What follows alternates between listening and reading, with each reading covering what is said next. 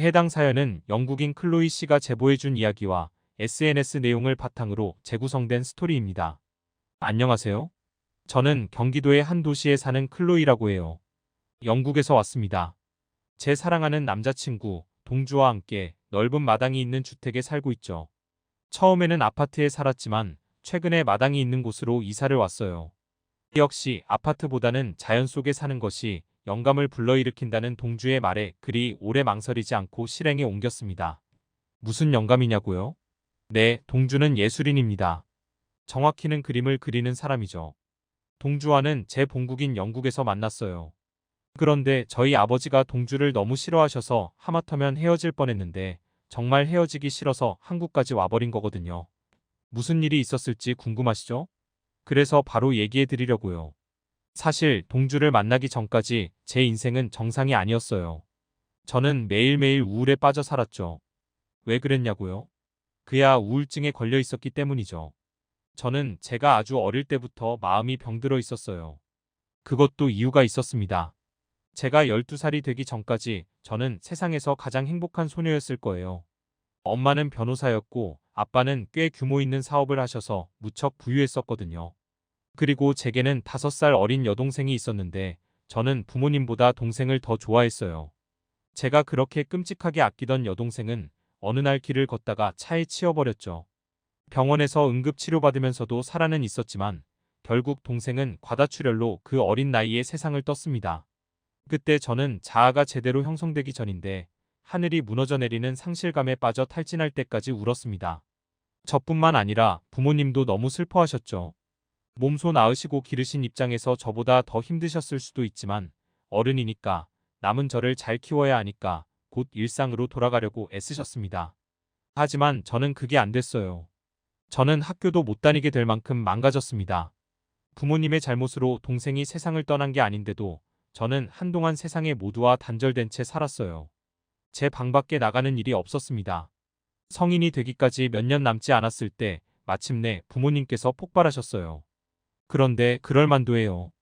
저는 다시 학교에 나갔고 겨우 졸업까지 버텼습니다. 그리고 부모님에 의해 억지로 대학에 갔어요. 우울한 기분을 억제해주는 약을 먹으며 영혼 없이 인생을 살았죠. 대학을 졸업했을 때 저는 20대 초반이었죠. 동생을 잃은 지 정말 오랜 시간이 흘렀어요.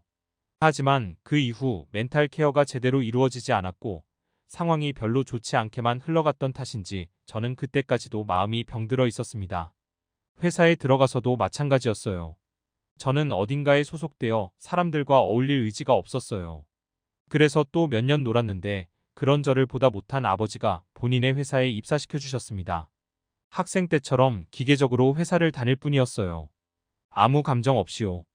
제가 이렇다 보니 저는 친구는커녕 애인 한 번 못 사귀어 봤습니다. 원하지도 않았고요. 그렇게 몇 년이 지나니 제가 회사에서 받는 연봉이 꽤 높아져 있었습니다. 저는 28살이 되어 있었죠. 저는 삶이 우울한 게 당연하다고 생각해서 나아지려는 노력을 하지도 않았던 것 같습니다. 자가용을 타며 출퇴근했었는데 어느 날 차가 고장나기도 했고 문득 걷고 싶은 기분에 퇴근길에 그냥 걸어서 집까지 간 적이 있어요. 다리를 건너기 전 웬 남자들이 눈에 띄었습니다.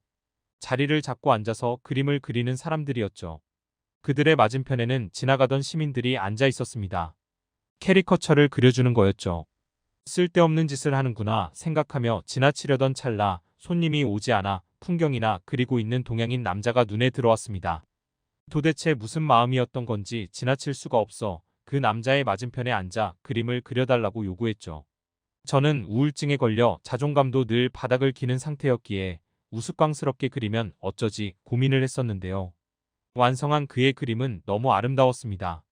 분명 다른 화가들처럼 얼굴의 특징적인 부분을 잡아서 그려주긴 했지만 과하지 않았고 제 얼굴의 장점만 부각시켜줬더라고요.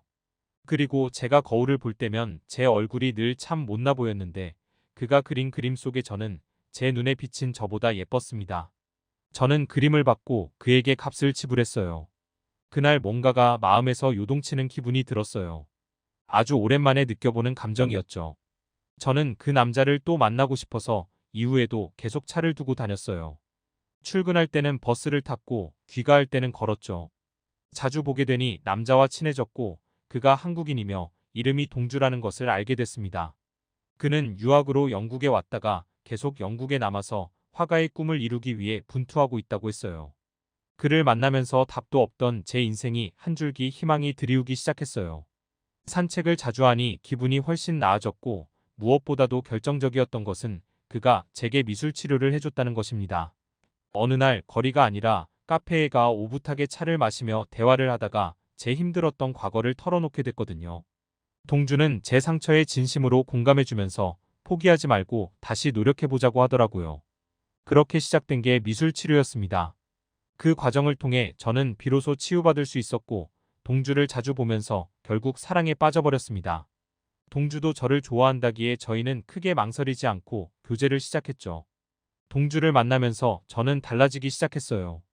제 밝아진 얼굴을 본 부모님은 낯설어 하셨지만 또 한편으로는 기뻐하는 것 같더라고요. 그래서 사실대로 이야기했죠.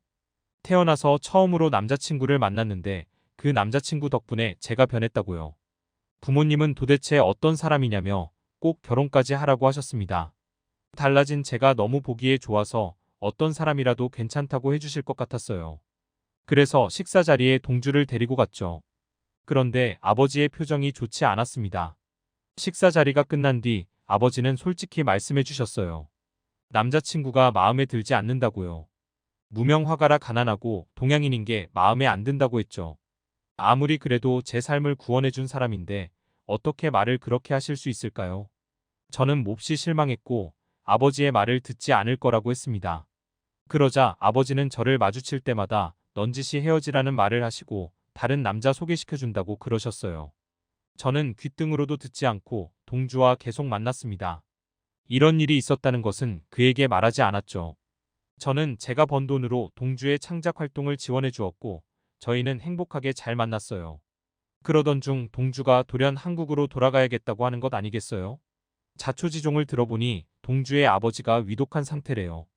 그래서 가야겠다고 했는데 저도 같이 가자고 했어요.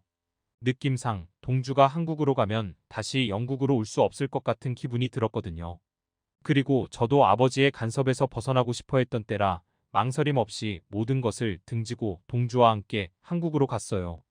한국에 도착해서 동주의 부모님을 뵀어요. 정말 슬프게도 아버님이 몹시 수척하셨죠. 시간이 그리 오래 지나지 않아서 정말로 아버님은 돌아가셨고 저는 동주의 여자친구로서 장례를 같이 준비하고 함께 치렀습니다. 그 과정에서 동주의 가족들과도 부쩍 가까워졌고 모두 저를 예비 며느리처럼 대해주더라고요. 그래서 비공식적으로 동주와 결혼을 약속한 사이가 되었습니다. 영국에서 아버지 회사에서 일할 때 모아둔 돈이 많긴 했지만 언제까지 직업 없이 살 수는 없었기에 동주와 저는 각자 일을 찾아봤어요. 저는 동주와 사귀면서 한국어를 꽤 잘하게 됐었고 아버지 회사에서 꽤 오래 일했기 때문에 어렵지 않게 취직을 할 수 있었어요. 그리고 동주도 운 좋게 좋은 지인, 좋은 기회를 잡아 동주의 이름을 예술계에 알릴 수 있게 되었습니다.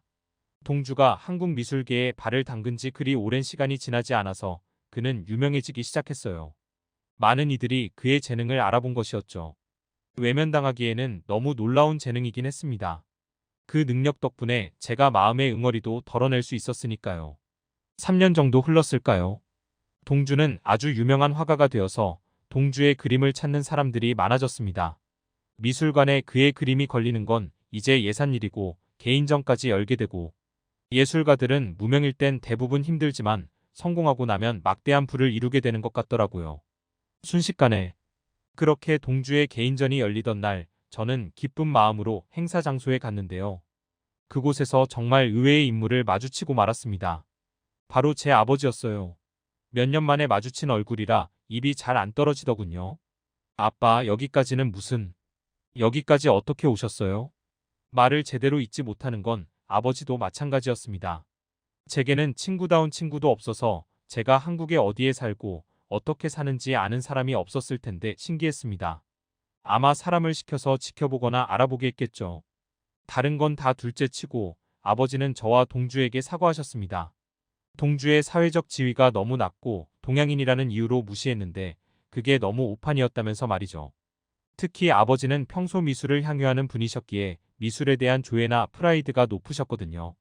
그런 아버지의 눈에 무명 미술가는 그저 하찮아 보이셨던 거예요. 하지만 제대로 동주의 그림을 보고 개인전까지 여는 것을 보고 생각이 달라지셨다고 해요. 무엇보다도 저를 구렁텅이에서 꺼내준 은혜를 너무 가볍게 여긴 것 같았다고 그 점을 가장 후회하시더라고요. 동주는 웃으며 모든 것을 용서했고 그런 동주를 보며 저도 아버지에게 쌓인 앙금을 전부 털어냈어요. 저희는 다가오는 저녁에 맛있는 음식을 먹으면서 그간의 이야기들을 공유하려고 해요.